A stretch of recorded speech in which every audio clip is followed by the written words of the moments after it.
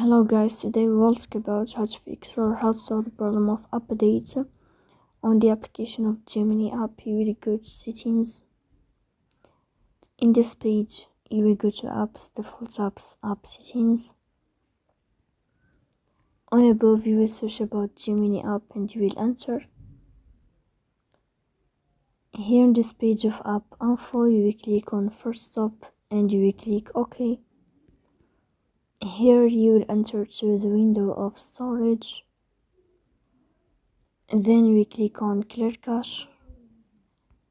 But pay attention, don't click clear data because that can delete your account. Here you can turn on your airplane mode. And you can turn off your airplane mode again to fix that problem. So please don't forget to support us by like and subscribe. See you next time and thank you for your watching.